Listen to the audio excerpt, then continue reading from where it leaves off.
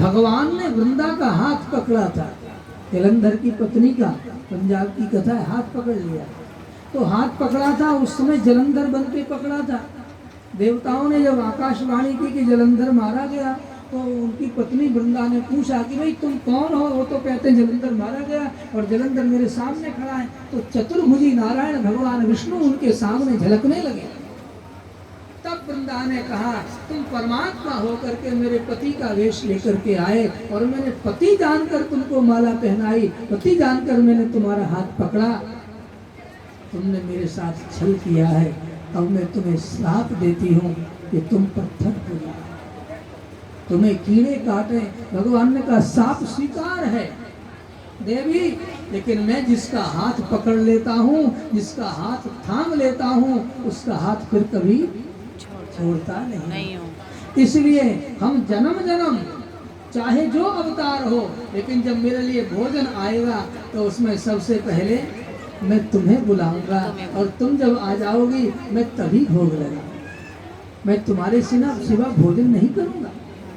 इसलिए हम भोजन में जब तक तुलसी नहीं डाल देते हैं, चाहे वामन भगवान का भोग हो, चाहे राम जी का भोग हो, चाहे तिरुपति बालाजी का भोग हो, चाहे जगन्नाथ का भोग हो, चाहे बद्री विशाल का भोग हो, जितने भगवान नारायण के स्वरूप हैं सब में तुलसी की महिमा है।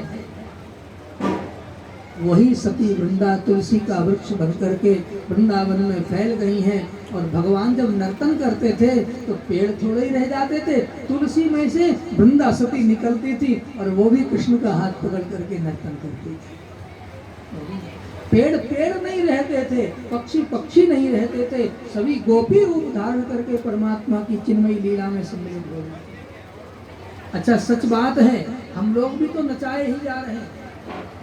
नचाने वाला अव्यक्त है और नाचने वाले दिखाई दे रहे हैं। देखो ये चीटा यहाँ छोड़ो, आप चल रहा है, चीटी को छोड़ो चल रही है, हाथी को देखो चल रहा है, कोई भी शांत नहीं है। और मनुष्य देखो, अगर कुर्सी पे बैठाए भी लोग पकड़ करके थोड़ी देर बैठ जाओ तो मन से चल रहा है, कहीं न कहीं घूम रहा है, स्थिर नहीं है, नचाया जा रहा है। घर से निकले थे बाजार जाने के लिए, कोई टेलीफोन आ गया कि कोई संबंधी आपके घर आ रहे हैं, जा रहे थे लौट आए। संबंध संसार के साथ जो आपने जो कृष्ण को पकड़ा है, कृष्ण को नहीं छोड़ा। और आज भी भगवान कृष्ण ब्रज को छोड़कर कहीं गए नहीं। 11 वर्ष तक वृंदावन में नर्तन किया है, शंखचूड़ आदि 1-2 दैत्यों को भी उद्धार किया। उसके बाद अक्रूर जी लेने आए, मथुरा भगवान गए हैं।